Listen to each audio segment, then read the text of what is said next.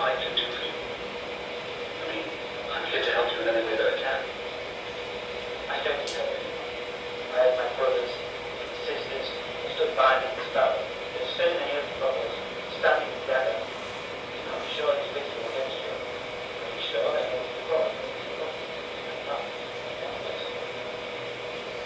May you rise, stood by the people who eat each other, and we will stand by the Ancient One in his glory.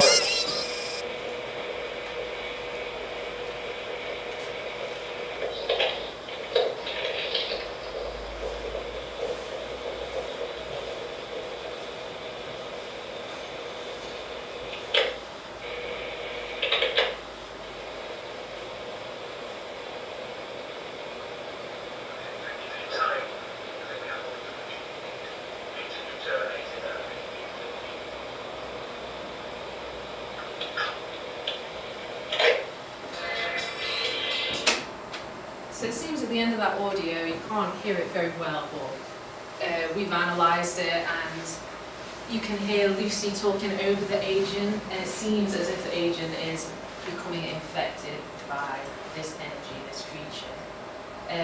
We sent Agent 52 for tests and some scans. I cannot, it's declassified the results of those scans, but he's not all of us. I've been doing some more research in the audio department into a range of unidentified sounds that are found across the ocean. This first one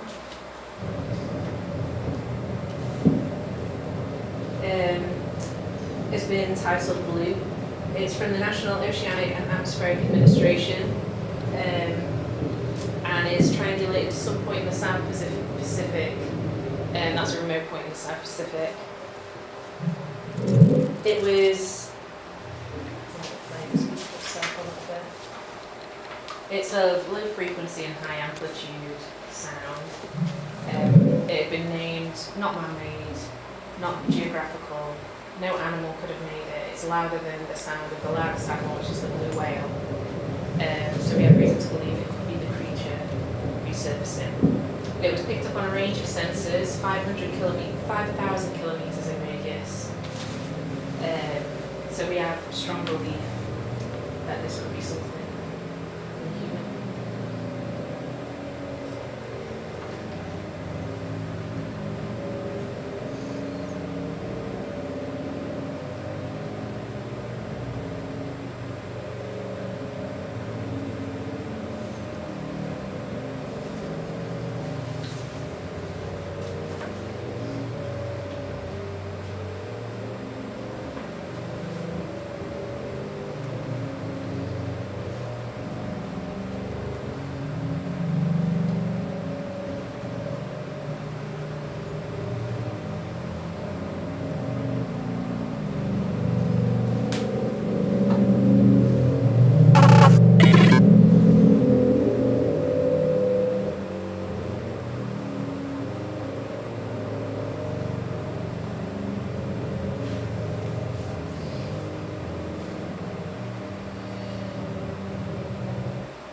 Followed up this research with another sound from the NOAA.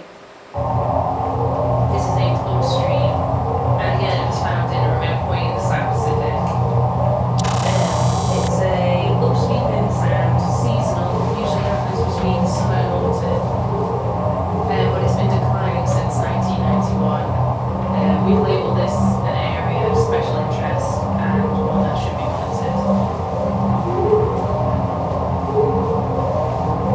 And that's the sound sped up 20 times as it's manual.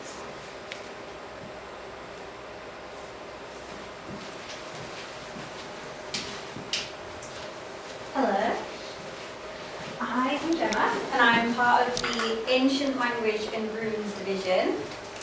I joined Lockwood in the present year of 1930s. Hopefully it will be here in the very future. My job was basically to attempt to track this creature in some form, see how far it's been embedded in our history, potential influences. I was in regular contact with my mentor, who sadly passed away in 1937, who had the famous quote of, "No human eye had ever seen them, and as I studied the emotions conveyed in the carvings, I prayed that none ever might."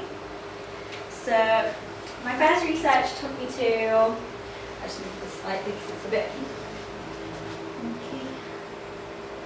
There we go.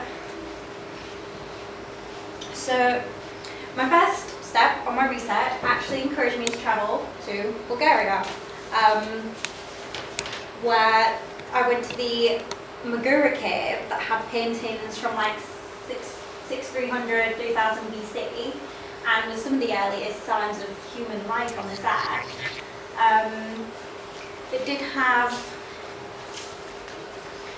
there was the usual paintings of like men and women dancing inside the cave, but then when, through further research at the far right of the corner, we discovered this, and it was like a smashed hole. It had been destroyed either purposely, but we had figures, human figures, worshipping it, showing some sort of submission, displaying some form of higher power.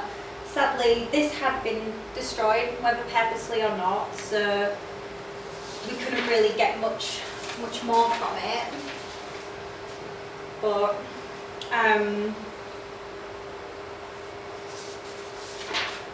it led me to, I found myself boarding a plane, and I then travelled to Argentina,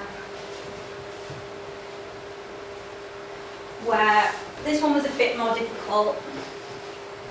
We discovered the cave of Cueva de la Manos, which had like millions of shapes of hands, all that had been placed on, like marking the presence on the walls, and like it'd been shown that like put their left hands on and like sprayed the paint on with like the right hand, and it wasn't until we used like UV ray and secret Lockwood technology that we discovered a UV shape in the wall which had traces of radium in it.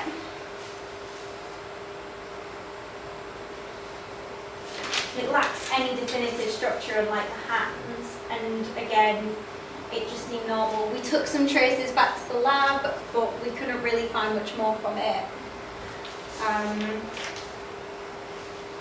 I ended up connecting with an old university professor who had an impressive resume in Egyptian culture, which led me to then travel to Egypt. This is where we uncovered a tomb, and the excavation team discovered this mural. But once the excavation team had found the room before us, they'd all gone into bouts of madness. So they were all immediately rushed away, but then our team was brought in to investigate further. I spent months decrypting, insisted that the madness didn't affect me, as it had infected the mind of my colleague. From what I could decipher, it was a being of power, a present being that was not only there and above in respect, it could touch the minds of people. Colour was extremely important to the Egyptians, and it was white was created by corroding lead for a long period of time, and it would have meant a long time making it. It signified like wealth, and it was very common in tombs. And whereas the black was, to the Egyptians anyway, it was associated with like outsiders and chaos, which seemed quite appropriate. Finding a few other examples of this spectre in Egyptian art, and so that it could be suggested that only few were aware of it, or only few could withstand the presence to actually formulate some form of its put down.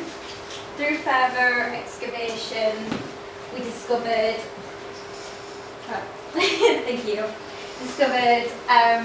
hieroglyphics, which translated roughly into warning to those who seek knowledge of the other. It touches the minds of many. We can apply no description to this form. We can only experience it. Now, I'm afraid I can't show you any more because as non-official members yet, you will be able to find all of this in our archives. but at the minute, because of initiation, it's far too secret and we wouldn't want you travelling there and getting ideas, so yeah.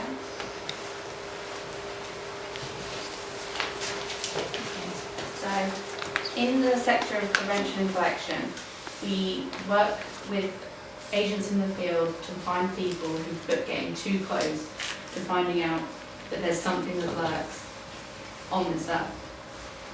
So, this is an example of a case we had where someone had began researching online different like conspiracy theory trains about where the beast could have come from, starting with under here they had started with Operation Paperclip, when 1,600 Nazis were hired by the US military to come and work in the space program. It was during that time, in their blog post, that they note that they released a radio beacon that called everything around the world in an attempt to try and contact otherworldly beings.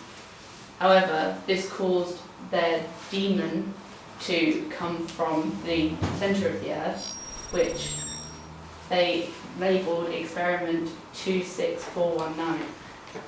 Now, as they continue posting on this blog about their